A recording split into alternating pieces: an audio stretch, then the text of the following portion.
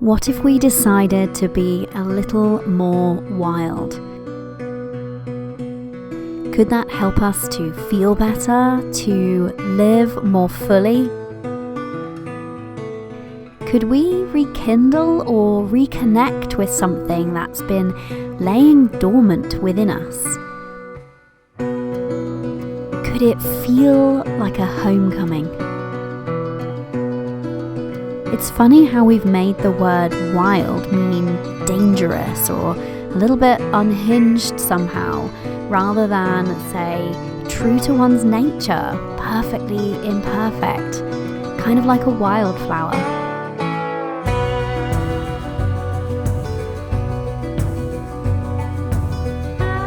It's odd how we've been taught to mistrust the wild and the natural, preferring these days instead the uniform, homogenized, and the mass-produced.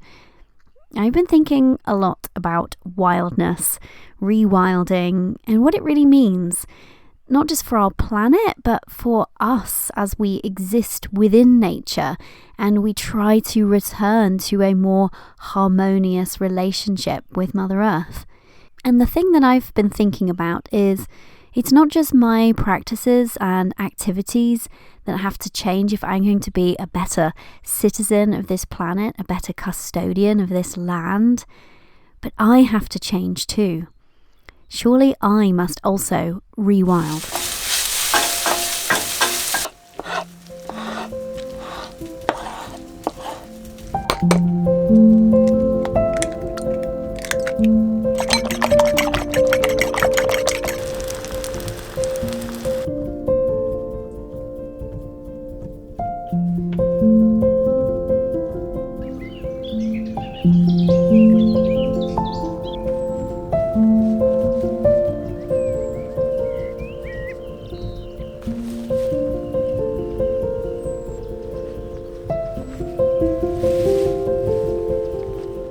Hello, I'm Corrie. Welcome to my slow and simple life on our new off-grid-ish homestead in the Irish countryside. So lately my husband and I have been kind of obsessed with getting to know the local and native wildflowers, their names, where they grow, so we can recognise them. And as spring has come into full bloom here, it has been just so lovely being out and finding out more about this land that we have placed ourselves in. It looks a little bit similar to the yellow pimpernel.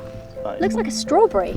Yeah, well, it might well be actually. Well, I think they might be a wild strawberry. Oh, I think you might be right, sweet. And as I've been getting to know these wildflowers more, I feel like they have something that they can teach us. Something that we can learn about ourselves, actually. Because a wildflower is exactly that, right? Wild. Sounds kind of obvious. But wild in that beautiful, organically occurring kind of a way. Not dangerous in that kind of wild, but just part of nature's intention, fully expressed. They appear, they bloom, they grow, they decline. Like a stitchwort, it's not trying to be a primrose, right? It's just there, being its best stitchworty self. It's been making me think about, as humans, as we've progressed and developed and advanced, I use that maybe with some air quotes, so much of that has been incredible and adds richness to our lives. And it makes me think about what we've lost though.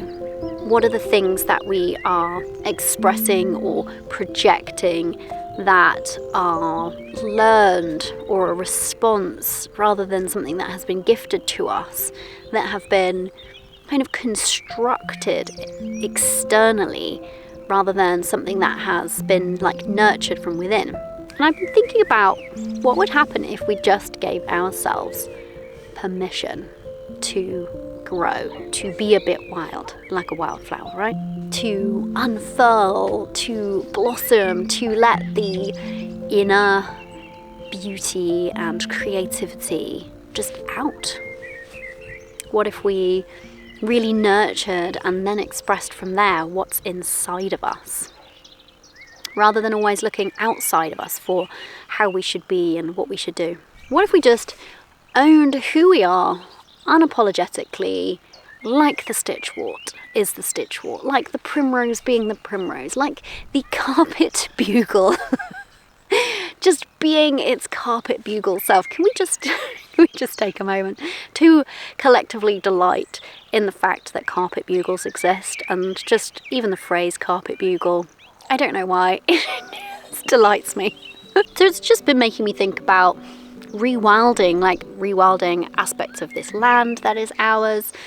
But I'm also really thinking about rewilding ourselves and what that means. If we want to reconnect with inner truths and rekindle inner flames, lost ways of being, and then share the passions and creations and connections that can come from that more authentic and wild, I guess, place, then what we need in order to be able to do that, in order to be able to rewild ourselves, is to feel safe. Do you agree?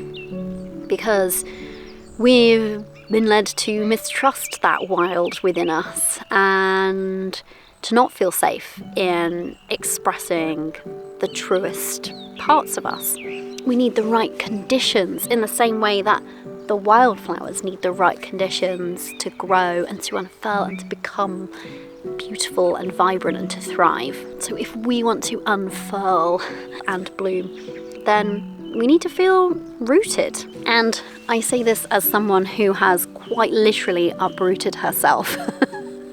Intentionally so, but this is obviously one of the reasons why I'm really thinking about this right now, is I have transplanted myself in this land, in this new country, this new to me earth, and my root system here isn't fully established yet. How can it be? We haven't been here that long.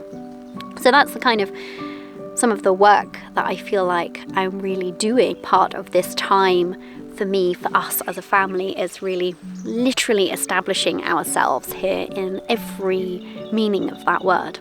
It's really about grounding and arriving in the truest sense and integrating, literally putting down roots here. Because what I'm attempting to do here is to quite literally propagate, right? I don't mean in procreating sense, but we are quite literally blow-ins, which is just funny because it makes me think about the fact that we're like some seeds that have been scattered on the wind and are finding ourselves in new and, I think, really rich, fertile soil. We're going to look back and be like, oh, do you remember us like going around and like spotting all the wildflowers and the elms and this and that, and being like, we'll put a bench here and put a little thing there. Oh, won't we? These are the good old days, aren't they? So it's my hope that in this place that we're able to establish those roots, grow and thrive as a family and as part of the community. And I see that happening even already, which is just really wonderful, and I'm so grateful for it. I mean, I'd say these growing conditions seem pretty good, right? But having said that, I don't think that we have to uproot ourselves in order to rewild. I think that was just the ideal thing for us as a family, but I think that we can do this wherever we find ourselves, actually. And it's not something that really has only begun since we've arrived. Over the last, more than a decade, since probably around the birth of my daughter, I've been in this process of trying to simplify my life, actually. Trying to, you're falling over. Trying to cultivate a slower pace and rhythm in my life, in our lives, a kind of more human pace, as I think Cal Newport would describe it. It's been quite, this phrase gets used so much, I can't think of a better way to say it. It's been quite a journey via like motherhood and minimalism and opting out of hustle culture and learning how to lean into my feminine energy, even as a business owner. Just to name a few signposts along the way. And obviously I'm not done. I don't think that there's like a destination per se. I think it's like an ongoing cultivation, especially in this day and age. I think if we want to live a simpler, slower pace of life and really have the time and energy and the mental bandwidth to really live life, to really savor it. I think it has to be an ongoing cultivation because there is such an onslaught from our chaotic culture, don't you think? What I've been doing, and I kind of didn't really realize until recently, that it's been preparing me for this move and for this time to be here, preparing me to rewild myself. What I've been doing is, over time, over that decade or more, shedding various layers of things that I had acquired and accumulated from our kind of modern way of life. Things like excess possessions, belongings, clutter, excess things in my schedule, like an overstuffed schedule of expectations and overwhelm. I've stripped away things like overly processed food, very toxic products, overstimulating inputs. I'm looking at you, news. People pleasing. I'm still working on shedding that one. Also, this one-size-fits-all idea of success, which is something that kind of prompted me in making this channel and talking about what the dream life really is and can be and how nuanced it should be. And it shouldn't be this just homogenous idea of what success looks like that's largely materialistic, right? So the thing that I've noticed is that the more that I've shed these layers, the more that I've peeled away these things that aren't actually mine, the more that I've been able to engage with and connect with and be present with the things that are really important to me in my life, you know, my family, nature, to name two really high up on the list there. And I've also been able to connect with a part of me that had been lost in all of that. And I think that's part of my rewilding, really. I think this kind of a conversation, I'm glad that it's being had more and more, but I think it's still bizarrely countercultural to want to slow down, to opt out of the overly materialistic consumerist rat race, right? I think we all feel fatigued by it, and yet it can feel hard to step out of it. Opting out of many of the things that I described, you know, it took some doing. It wasn't a simple process necessarily. And like I said, I'm not done. I just wanted to bring this here today because it's something that I've been thinking about as we've been thinking about wildflowers and this place and its beautiful wildness. And I find when we find these little nooks and corners, either on our property or when we're out exploring, the places that feel more untouched, unspoiled, the more wild places, I find such beauty in them. And it's just been making me think about the beauty that's available in our lives that can come from inside of us as well when we get back to that more wild, more true sense of ourselves. So let's slow down, shall we? Let's simplify. Let's shed some of those layers together, maybe. See if we can get rid of some of the noise from our lives, our homes, our hearts, some of the stuff that we didn't really intentionally invite in. I think you know what I mean. And let's create some space, shall we?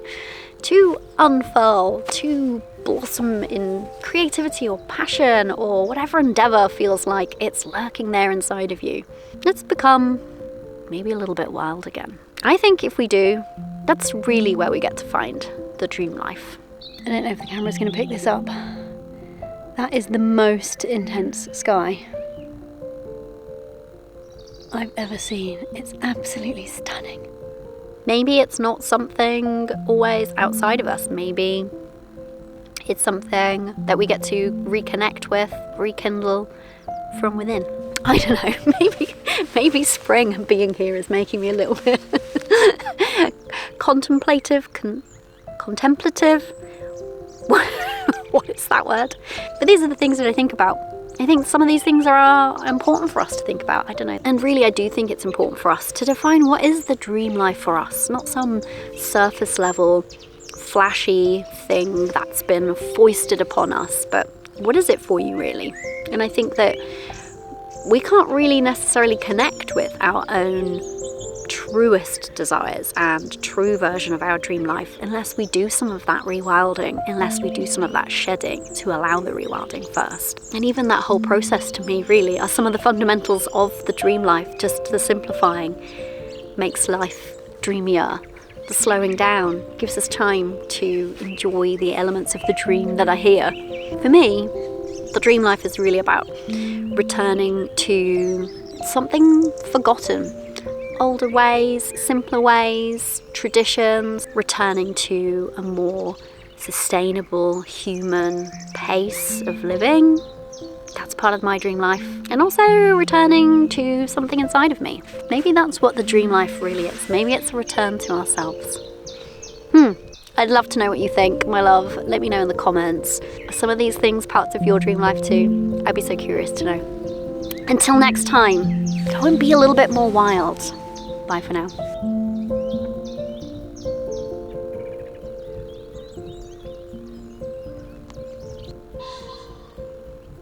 Excuse you. Do you hear the pheasant?